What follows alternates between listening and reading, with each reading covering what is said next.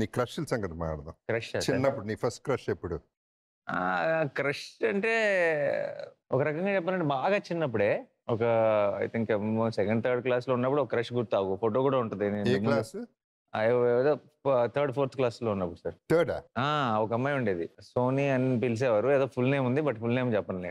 ఆ అమ్మాయి princess the చాలా ఇంతకుముందు కూడా చెప్పాను 1-2 సార్లు. ఆ ప్రిన్సెస్ గెటప్ లో ఉంటే చుట్టూ బట్టలు లాగా మేము ఒక చిన్న డ్రామా చేసాం అనమాట. ప్రమోద్, నీకు తెలుసా అమ్మాయి పేరేంటో? ఎవరికి? బిఫర్ బోల్డ్ బిఫర్ బ్రేవ్ బిఫర్ బ్లాక్ రా నువ్వు వైట్ అండ్ వైట్ దిల్లుకున్న సూపర్ మ్యాన్ రా.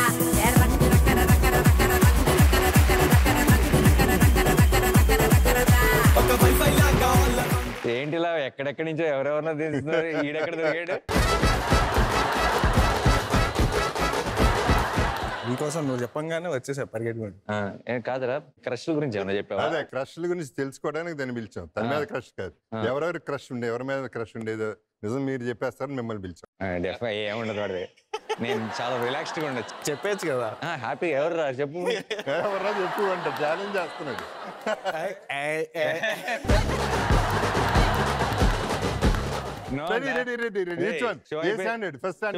వాళ్ళతో నీకు ఏ పని లేదు.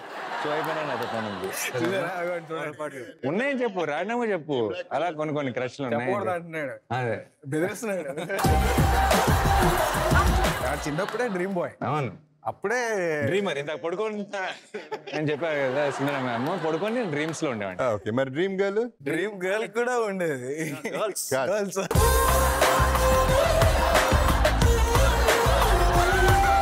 గర్ల్స్ ఏముంది, అందరూ బాగానే. ఇంకా వాడు లైఫ్ లో వాడు డ్రీమ్స్ లో వాడు ఉండేవాడు. ఇప్పుడు చెప్పొద్దన్నాడా? సరిగ్గా చెప్పట్లేదు, ఇదే దాస్తున్నారు. సరే ఫ్రాంక్ గా చెప్తారు, బట్ ఎందుకు చెప్తున్నానంటే వాళ్ళకి ఇప్పుడు వీళ్ళు బాగా ఆట పట్టించేవాళ్ళు 1-2 నేమ్స్ తో. బట్ వాళ్ళకి ఇప్పుడు పెళ్లిళ్ళు అయిపోయి ఉంటాయి, వాళ్ళు ఎక్కడ ఉంటారు, ఎందుకులే అని చెప్పి వీడిని ఆపుతున్నాను అంతే. పేరు చెప్పద్దు, పేర్లు మాకు వద్దు. పేరు అవసరం లేకపోతే ఏ స్టాండర్డ్ చెప్పండి. 10th, 9th 10th, 9th వరకు ఎంపీకేవా నువ్వు? అంత లేట్? అదే లేట్, బాగా లేట్ సార్, ఎక్స్ట్రీమ్లీ లేట్. ఈ విషయాల్లో అసలు చాలా లేట్. అది కూడా అక్కడ కూడా 9th, 10th కూడా ఏమీ కాదు. ఇదంతా వాళ్ళు రెచ్చగొట్టి ఇలా ఏడిపించడం తప్పితే మన సైడ్ నుంచి ఎలా చెప్తాడు లేండి. ఇంకా ప్రమోద్, పర్సనల్ క్వశ్చన్, ఎంత మందికి ఐ లవ్ యూ చెప్పాడు నాని? అది అడిగి తెలియని ఇన్ఫర్మేషన్ అది. అండ్ ఆల్సో నేను చెప్పలేదు సార్, నాకు అది ధైర్యం లేదు. I was an introvert. నాకు డౌటే, చెప్పుకునే మనోడు వెళ్ళి ఐ లవ్ యూ చెప్పే ఛాన్స్. నాకు doubt. I didn't have the guts to ఇలా చాలా 16 ఏళ్ల వయసు టైప్ దూరం నుంచి చిన్న సిరిమల్లి పువ్వు లాంటి ఒక సాంగ్ బ్యాక్గ్రౌండ్ లో వస్తుంటే చూడటం తప్పితే వెళ్ళి అప్రోచ్ అయ్యేంత ఐ నెవర్ హ్యాడ్. ఇప్పుడు వచ్చిందా ధైర్యం? ఒక్క అమ్మాయి విషయంలో వచ్చింది, ఆ అమ్మాయిని పెళ్లి చేసుకున్నాను.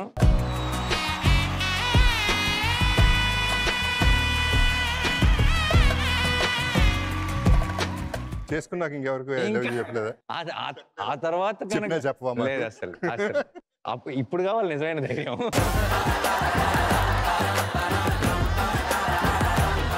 Thank you Pramod. Thanks for coming.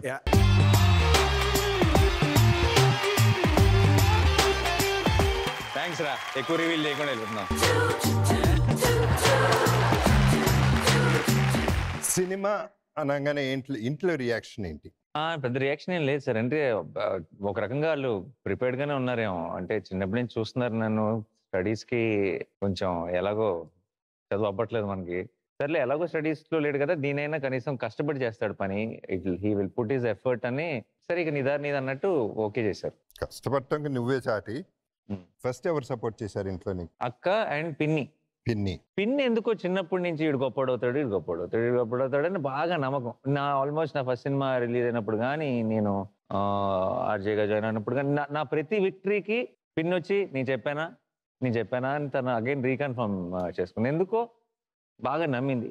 And అలాగే అక్క నేనేమి సినిమాలన్నా సరే, నేనేమైనా థాట్స్ చెప్పినా, ఏమైనా ఐడియాస్ చెప్పినా చాలా ఎక్సైట్ అవుతూ అరే ఇది భలే ఉందిరా అని చెప్పి ఫీడ్బ్యాక్ ఇచ్చేది, నన్ను నమ్మేది. నా సినిమాలు చూస్తూ నాతో డిస్కస్ చేస్తూ తనకి రైటింగ్ లో ఇంట్రెస్ట్ వచ్చింది. తన రాసి ఇప్పుడు మీట్ క్యూట్ అనే షోని డైరెక్ట్ చేసింది. యుఎస్ నుంచి ఇండియాకి వచ్చేసి ఇప్పుడు కో ప్రొడ్యూసర్ గా నా ప్రొడక్షన్ లో తను జాయిన్ అయ్యి తీసిన ఫస్ట్ సినిమా కోట్, అండ్ కోట్ బికేమ్ అ బ్లాక్ బస్టర్.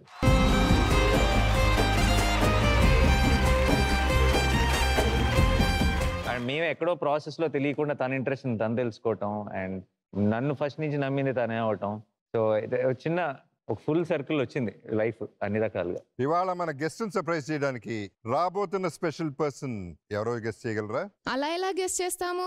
एक हिंट तो देते सर. యాక్చువల్లీ వాళ్ళని పిలిచేద్దాం. తమిళ్లో కమాన్. అక్క పిల్లలంటే జనరల్ గా పిన్నులే ఎక్కువ పెంచుతారండి నాకు తెలిసినంత వరకు. అలా నాకు చిన్నప్పటి నుంచి నాని నా సొంత కొడుకు అని అన్నట్టే పెంచేదాన్ని. వాడు ఇప్పుడు అందరిలోకి స్పెషల్ గా ఉండేవాడు. చిల్డ్రన్స్ అంతా గ్యాదర్ అయినప్పుడు సెంటర్ ఆఫ్ అట్రాక్షన్ గా ఉండేవాడు. అందరినీ ఎంటర్టైన్ చేస్తూ డాన్సులు వేస్తూ నవ్విస్తూ స్పాంటేనియస్ గా జోక్స్ వేస్తూ ఉండేవాడు. మల్టిపుల్ టాలెంటెడ్ అని నాకు అనిపించేది ఇప్పుడు.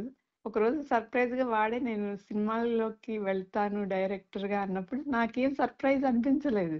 వాళ్ళ ఫ్యామిలీ మెంబర్స్ అందరూ మాత్రం సర్ప్రైజ్ అయ్యారు. అప్పుడు నేను అన్నా నాకేం అనిపించలే, నాకు తెలుసు వీడు ఎప్పటికైనా హీరో అవుతాడని లేదా డైరెక్టర్ అవుతాడని అని చెప్పాను అనమాట. నాకు అందుకని చిన్నప్పటి నుంచి సంథింగ్ స్పెషల్ అనిపించేవాడు అనమాట నాని.